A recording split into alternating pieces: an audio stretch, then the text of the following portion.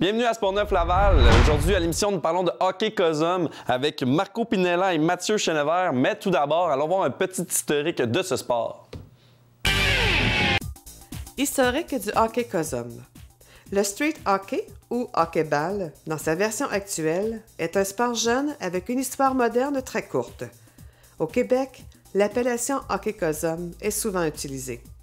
En fait, la compagnie Kramer est la première à avoir commercialisé l'équipement de hockey intérieur dans les années 1950. La marque de commerce employée était COSOM, donc l'expression hockey COSOM est apparue ainsi. Le hockey COSOM est la version canadienne du hockey en salle. Il se joue avec des crosses de hockey sur glace qui sont désignées par le terme bâton et la balle par le terme balle, et non palette ni rondelle, car c'est bien une balle soit orange et pleine, soit blanche avec des trous. C'est en effet en 1960 au Canada que fut créée la première ligne structurée, puis les États-Unis en 1970, l'Autriche, la Tchéquie et la Slovaquie dans les années 1980, et enfin, dans les années 1990, la Finlande, l'Allemagne, le Japon et la Suisse. Aujourd'hui, ce sport est reconnu à l'échelle internationale avec plus de 33 pays. Au plan international, ce sport se pratique entre deux équipes de 5 joueurs de terrain et un gardien. Le nombre minimum de joueurs par équipe est de 11. Les dimensions, les lignes bleues, la ligne rouge et les buts sont identiques à ceux qui sont utilisés pour le hockey sur glace. C'est la seule compétition autorisant les protections. 2 arbitres dirigent le jeu. Je suis présentement avec Marco Pinella et Mathieu Chenevert, président de Laval COSOM. Alors, bienvenue à Sport 9. Merci. Alors, premièrement, expliquez-moi un peu de où vient votre ligue. Ben, on a commencé il y a 3 ans à peu près. On a pris possession de la ligue en mai 2009. Quand on a commencé, on avait 24 équipes en tout, juste 2 calibres. Puis depuis ce temps-là, on est rendu avec à peu près 155 équipes avec à peu près 15 niveaux différents. On vient d'ouvrir notre propre complexe à Laval. 8 chambres de joueurs, 4 chambres de bain, 2 rinks, un à côté de l'autre avec une mezzanine en plein milieu. Sur la mezzanine, il y a un petit pro shop, resto-bar, des téléviseurs pour écouter les games des Canadiens puis de la Ligue nationale. Tout le kit, c'est vraiment comme une mini-arena. Ah, c'est cool, OK. Puis, à part de ça, parlez-moi un peu des 150 équipes, comment ça marche? Est-ce qu'ils jouent toutes contre ou comment ça marche les catégories? La plupart sont toutes classées par calibre. On a environ 15 calibres classés, dans le fond, par tous les niveaux. Le groupe d'âge est à peu près de 18 à 50 ans, 60 ans. Il y a à peu près n'importe qui peut jouer au hockey. Ils vont être calibrés avec leur force, regroupés ensemble pour que les parties soient égales, que les niveaux restent sensiblement compétitifs avec la force du joueur en tant que tel. C'est pour ça qu'on offre une sélection variée de calibres. Comme ça, les joueurs de A ne joueront jamais contre des joueurs de D. Parce que les games, on veut vraiment que ça soit serré. On essaie de faire ça, de la parité, en tant que tel, dans chaque calibre. Puis nous autres, dans le fond, qu'est-ce qu'on fait? C'est au début de la saison, on a des inscriptions. Tout le monde s'inscrit dans leur propre calibre. Puis si jamais on voit qu'une équipe est vraiment pas à sa place, on est capable de les déplacer pour les mettre à la bonne place. Et puis, combien est-ce qu'il y a de games? Comment ça marche les games? Est-ce que c'est 1 par semaine, 2, 3? C'est 1 par semaine. Tout le monde, chaque calibre a leur propre journée. Exemple, disons, si jamais vous jouez dans le D1, vous allez tout le temps jouer les lundis soirs. On roule entre 6 et minuit. Fait que si tu joues dans le D1, tu vas jouer une fois par semaine, tout le temps les lundis soirs. L'horaire, dans le fond, le calendrier au complet va sortir la première semaine, puis tu te fies au calendrier pour la saison au complet. Une saison, normalement, de balle blanche, là, de hockey COSOM, c'est 14 semaines. Une partie par semaine fait 14 parties, plus un match des étoiles, plus les séries. Tout le monde, normalement, fait les séries. Puis les séries, ça marche comme des séries normales. 1 contre 8, 2 contre 7, 3 contre 6, 4 contre 5, puis jusqu'à temps qu'il reste juste une équipe en finale. Des fois, il y a des 2-2-3. Ça dépend des calibres. Si jamais vous jouez dans le A ou dans la balle orange du hockey-ball, dans le A de ce calibre-là, c'est des 2-2-3 au lieu de... Ceux qui veulent s'inscrire, est-ce qu'il faut inscrire leur équipe ou est-ce qu'il faut inscrire une personne? Genre, est-ce que moi, si je veux m'inscrire, est-ce qu'il faut que je me trouve une équipe ou est-ce que je peux juste m'inscrire comme ça? Tu peux t'inscrire dans le fond de n'importe quelle manière. On a un site internet qui est lavalcosom.com. On peut accepter dans le fond des joueurs seuls qui viennent s'inscrire, qui choisissent son calibre. Une équipe formée d'environ 8 gars avec un gardien de but s'inscrivent dans le calibre qu'ils veulent, la journée qu'ils veulent. On les place dans le calibre qu'ils ont sélectionné. OK, parlez-moi un peu de votre nouvel établissement. Comment ça se fait que vous avez un nouvel établissement? Où vous avez trouvé l'argent et tout ça? Quand on a commencé, on faisait des locations à des collège Laval. On avait une autre place qu'on louait aussi. On a aussi une surface de deck hockey qui est du hockey-ball l'extérieur, une petite surface à Complexe Bois-de-Boulogne. Puis on déroulait, toutes nos activités se déroulaient là. Puis dans le fond, on a pris la décision de tout ramener les activités à une place pour pas se déplacer à tous les soirs à quelque part différent. Fait que ça fait à peu près 1 an qu'on pense à ça. Puis on se ramassait des fonds, depuis le début de notre compagnie pour un jour ouvrir notre propre complexe.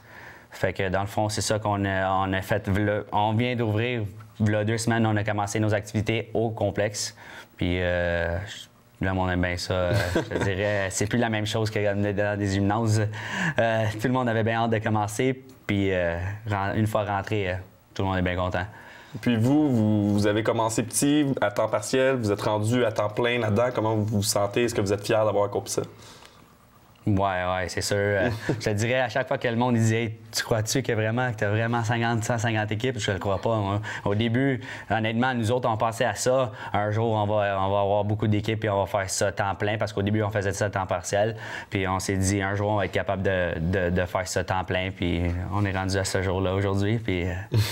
C'est vraiment, écoute, moi c'était mon rêve, c'est sûr, lui aussi c'était son rêve, on parle de ça fait vraiment longtemps. Fait qu'on s'est dit un jour on va faire ça à temps plein, un jour on va avoir notre propre place. Puis... Okay. Parlez-moi un peu des règlements, comment ça marche, est-ce qu'on a droit au contact, est-ce qu'il y a des équipements, comment ça marche un peu? Il n'y a aucun contact, dans le fond, c'est les mêmes règlements qu'environ le hockey glace ou quoi que ce soit, mais ça joue dans le fond, pas de contact, ça joue quand même assez amicalement. C'est sûr c'est compétitif. Mais le respect des autres qui embarquent toujours avec un arbitre. L'arbitre est là pour faire respecter les règlements de base. Le monde vient équiper de la manière qu'ils veulent pour le hockey COSOM. Ils peuvent mettre des gants, ils peuvent mettre des casques, ils peuvent mettre l'équipement qu'ils veulent pour se sentir à l'aise. Puis on n'oblige rien en tant que tel. Tout est à discrétion du joueur. Okay. Puis les arbitres, d'où est-ce qu'ils viennent? Est-ce qu'ils ont besoin d'une formation? Les arbitres, mais la plupart, on en demande de l'expérience. C'est sûr que la plupart ont arbitré soit dans du hockey glace ou quoi que ce soit.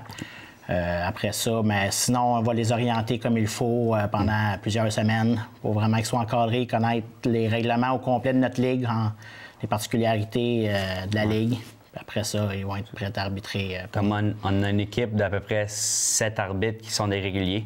Puis eux autres, il y en a qui sont avec nous autres depuis le début. Puis à chaque fois qu'il y a un nouveau arbitre qui vient dans la ligue, on fait une orientation avec un arbitre d'expérience pour si jamais il y a des questions ou si jamais il y a de quoi, il est avec l'arbitre, ils vont arbitrer les deux ensemble. Il va faire ça pendant 2-3 soirées. Après ça, on l'essaye tout seul, puis si tout va bien, là, il fait partie de l'équipe. Nous autres, on lui donne des heures avec ses disponibilités. Puis c'est comme ça qu'on roule. On donne des horaires des arbitres à tous les semaines. Puis on a une bonne équipe d'arbitres qui sont avec nous autres, ça fait longtemps. Okay. Je pense que vous avez hockey COSOM, mais vous avez aussi du hockey balle, c'est ça, je me trompe pas? C'est quoi, expliquez-moi un peu, c'est quoi la différence entre les deux? Bien, du hockey COSOM, c'est avec une balle trouée, une balle blanche, que normalement le monde met une guenille dedans. Nous autres, on l'a modifié aussi un peu plus. On met du tape dessus pour que ça pèse un peu plus. Puis que le gardien, pour la visibilité du gardien, lui, dans le fond, si jamais vous laissez la balle blanche avec pas de tape, le goaler, normalement, eux autres, ils ont de la misère à l'avoir. Puis elle curve beaucoup plus qu'une balle orange. Fait que nous autres, on l'a modifié un peu plus pour les gardiens et les joueurs. Puis la balle orange, dans le fond, du hockey-ball, c'est avec une balle orange, vraiment, nous autres, on utilise une sorte, c'est une Mylec. C'est avec un liquide dedans pour qu'elle rebondisse. Parce qu'elle rebondit, si jamais il n'y a pas de liquide dedans, elle rebondit beaucoup plus que s'il y a du liquide dedans. Fait que pour les joueurs encore, les joueurs, eux autres, ils aiment bien ça, des balles avec du gel dedans. Fait que nous autres, on utilise ces deux types de balles-là. Ça, c'est du COSOM avec la balle blanche, puis du hockey-ball, c'est avec une balle orange. Okay, puis vous avez plus d'équipes dans le hockey COSOM, je présume? Oui. Ouais. Beaucoup plus. Puis les équipes sont composées d'environ combien de personnes? La plupart des équipes sont toutes composées de 8 joueurs, 4 attaquants, 4 défenseurs, plus un gardien de but. C'est sûr que si l'équipe veut jouer à avoir plus de souffle, elle veut jouer à 10 joueurs, 12 joueurs à peu. Il y en a même qui vont jouer un petit peu à moins. Théoriquement, nous, on demande d'avoir une équipe de 8 joueurs avec un gardien de but. OK, parfait. Là, on a parlé des arbitres, on a parlé des règlements. Les règlements, vous m'avez parlé peut-être qu'il y avait des suspensions ou des punitions quand ça marche, si des contacts physiques qui se déroulent, s'il y a des petits accrochages. À chaque punition, je te dirais que la plupart des punitions au COSUM et au hockey-ball se ressemblent vraiment à du hockey-glace. Des accrochages, des trébuchés, des rudesses. Fait que tout ça, c'est vraiment de la base des règlements de hockey. Après ça, nous autres, c'est sûr, il n'y a pas de contact. Fait qu'on a des punitions de contact. Si jamais ça l'arrive, tu as des 2 minutes mineures. Sinon, tu as des 4 minutes, tu as des 5 minutes majeures. Aussi, on a des 10 minutes. Si jamais des joueurs se font expulser à cause de tentative de blessure ou que ce soit, on a des suspensions aussi. Parce que, comme il disait avant, c'est compétitif, mais quand même amical. Écoute, on n'est pas payé pour jouer. On paye pour jouer. Le monde travaille le lendemain. On est là pour s'amuser. Fait que on essaye de garder ça le plus clean possible. Puis on donne des suspensions à chaque fois qu'il y a des tentatives de blessure ou que ce soit. OK. Puis pour venir aux inscriptions, si le monde veut s'inscrire, c'est dans quelle saison de l'année environ qu'il faut s'inscrire? Ben, normalement, on a 3 saisons par année. Dans le fond, n'importe quand, on peut s'inscrire. On peut s'inscrire, comme je disais tantôt, sur le site. Mais en plein milieu d'une saison, quoi que ce soit. C'est sûr que les saisons vont commencer en mai, en septembre, puis en janvier. On roule vraiment 3 saisons par année. Que la personne qui veut s'inscrire à n'importe quand peut s'inscrire pour la prochaine saison. Si advenant que c'est un joueur seul qui manque une place, dans le fond, dans une équipe, on peut le mettre dedans. Quoi que ce soit, le joueur s'inscrit, on le place avec une équipe qui manque le joueur. Il embarque en plein milieu d'une saison. Mais une équipe, normalement, ça va être vraiment au début des saisons. Là, OK. Bien, merci beaucoup d'être venu à l'émission. Merci à vous. Nous, on se dirige maintenant à l'initiation du hockey COSUM. Bonjour, alors on est présentement au centre M&M en compagnie de MNS. Alors Marco qui est présent avec moi-même Sébastien. Bonjour Marco. Bonjour. Merci.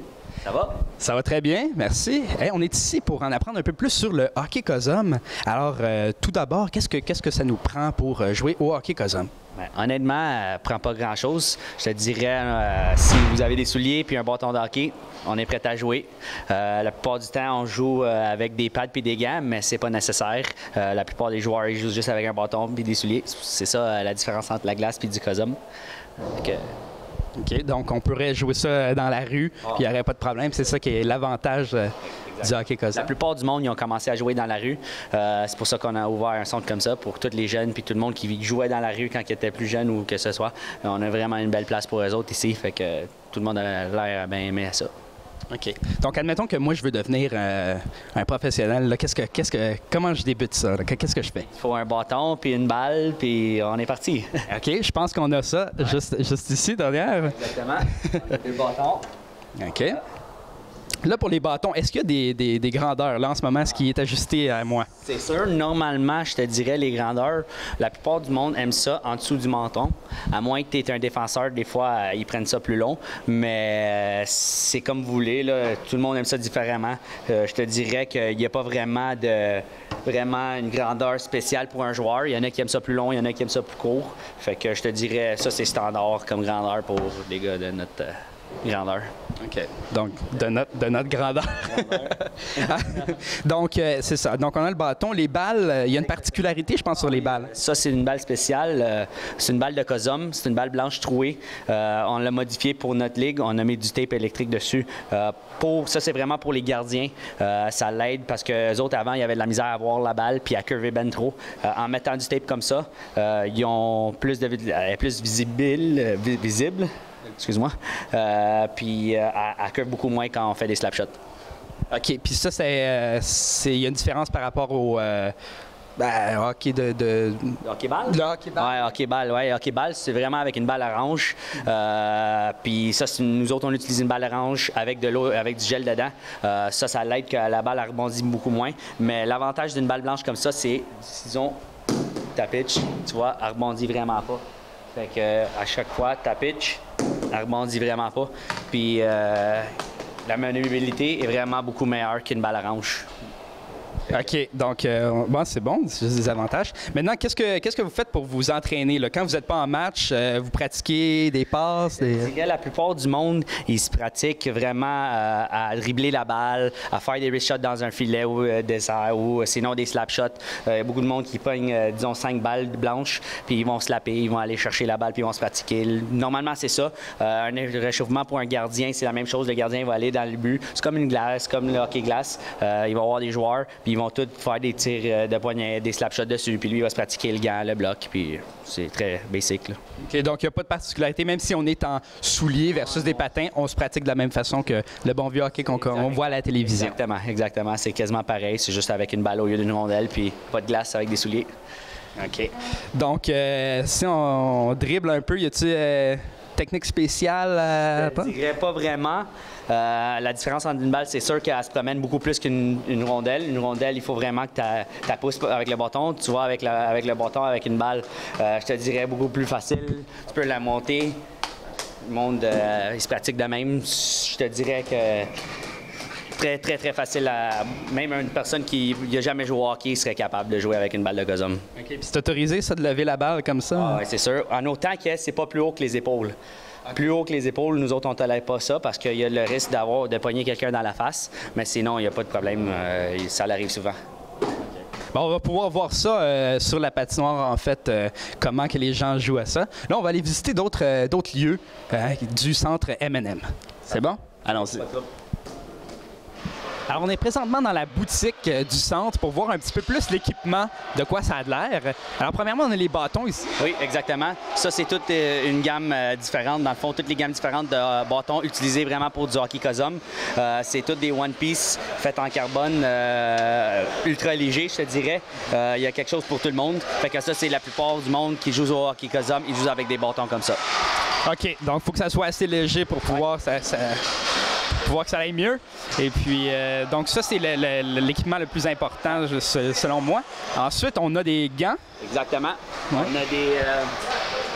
On a des gants vraiment conçus pour du hockey cosum qui sont beaucoup plus petits, je te dirais moins padés que sur glace parce qu'avec des gants de glace, c'est dur vraiment à sentir la balle parce qu'elle est beaucoup moins lourde qu'une rondelle. Fait que ça, c'est vraiment des gants conçus pour du cosum. Puis je te dirais que tout le monde qui joue avec des gants joue avec des gants avec ce style-là de gants. OK. Ensuite, qu'est-ce que ça nous prend? La plupart du monde qui joue au cosum puis qui ont de quoi? C'est des protèges tibia. Ce style-là de protège tibia, c'est très, très, très populaire. Tous les joueurs qui jouent avec des protèges tibia, c'est ce style-là. C'est vraiment la préférence des joueurs parce que ça couvre pas non seulement le tibia, mais le genou aussi. OK, pour éviter les coups de bâton, en fait. Exactement. Même des coups accidentels ou que ce soit. Des fois, ça monte un peu plus haut que la tibia. Fait qu'avec le protège-genou, c'est l'idéal pour le sport. Rien ne peut battre une bonne sécurité dans le sport. Il ne faut pas se blesser. Ensuite, on a ça c'est l'équipement de base. Il y en a qui a des ajouts aussi au niveau comme les lunettes, les casques, que j'ai pas vu. C'est sûr, on a des joueurs qui aiment jouer avec des casques ou des lunettes. Je te dirais 90% des joueurs, la seule affaire qu'ils ont, c'est des gants et des pads. Tu en as tout le temps qui jouent avec des lunettes ou des casques ou des fois aussi des protèges, des mouthpieces. Fait que ça, c'est à peu près ça. Il n'y a pas d'autre chose que tu as besoin pour jouer au cosum. C'est vraiment basic. Okay. N'oublions pas aussi le chandail. Le chandail qu'on a ici, je crois. Ouais. Ici, on a quelques modèles différents. Ça, c'est des styles différents de chandail que le monde a fait faire pour vraiment du cosum. C'est un style de chandail, je te dirais, de glace, mais au lieu d'être manches longues, c'est manches courtes. Ça, c'est la nouvelle mode dans le monde du cosum. Puis de plus en plus des équipes sont en train de faire des chandails comme ça parce que ça respire beaucoup mieux que l'ancien chandail comme un T-shirt normal là, que le monde y dise. C'est vraiment conçu pour courir puis respirer. Fait que c'est l'idéal aussi pour du cosum.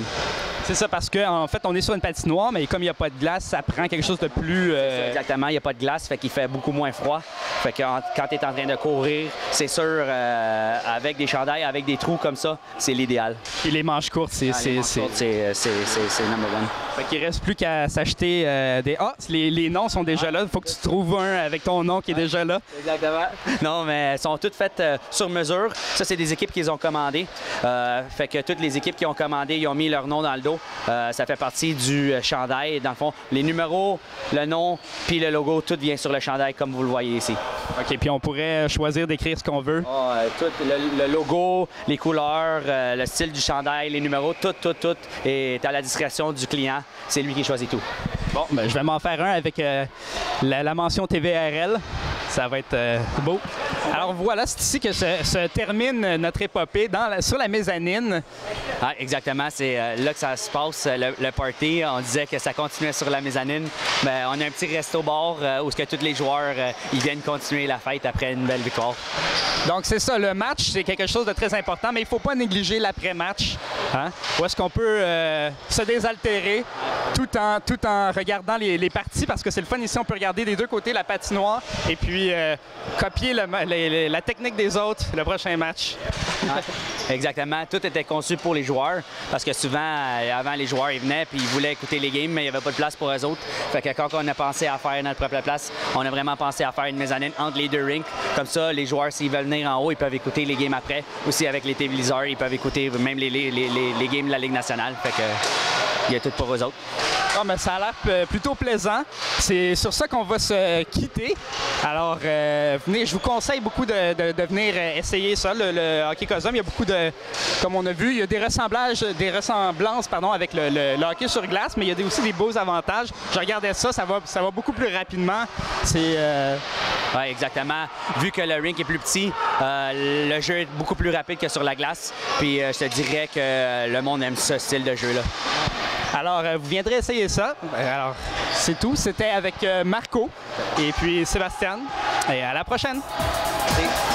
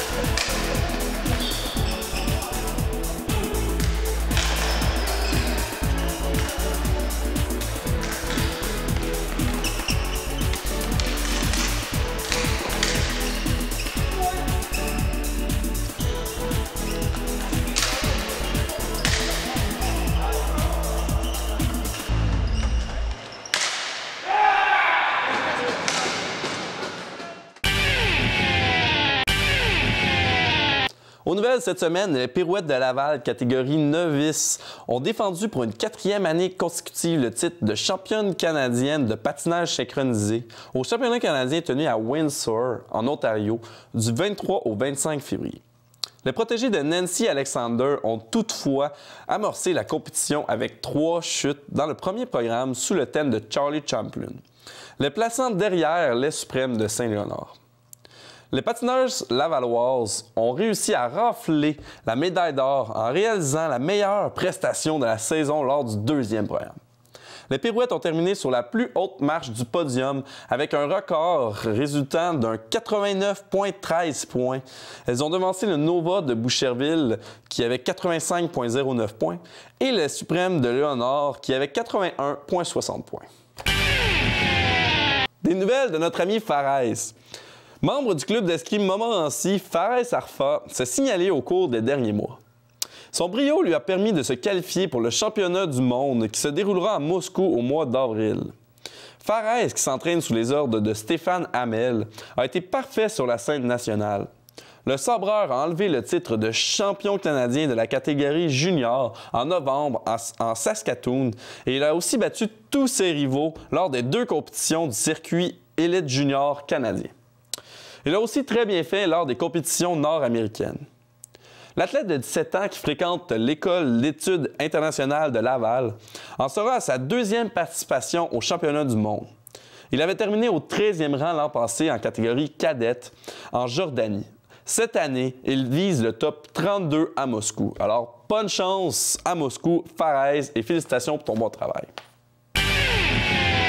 La direction de la formation junior des associés de Laval a décidé d'être active en embauchant de nouveaux entraîneurs et en misant sur le dernier repêchage de la Ligue de baseball élite du Québec.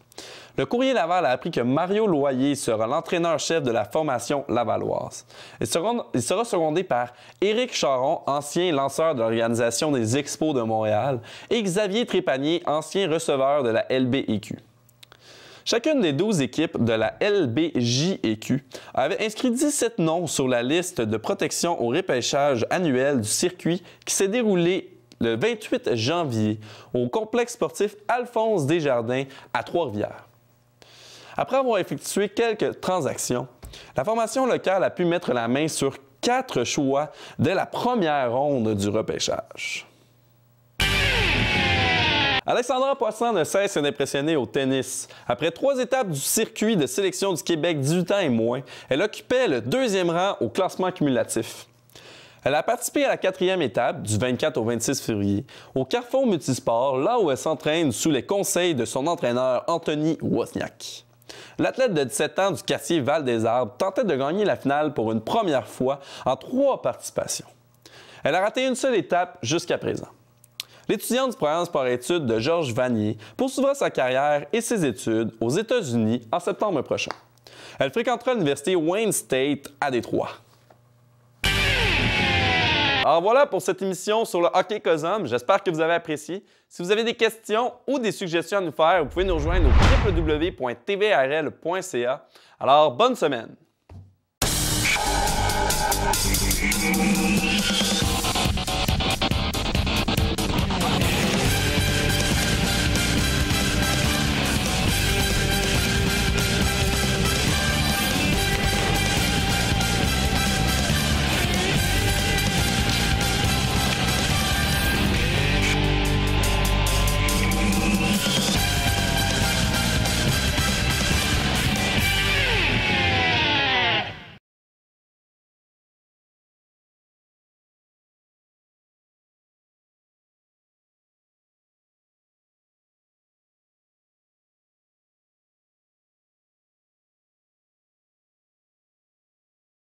Thank you.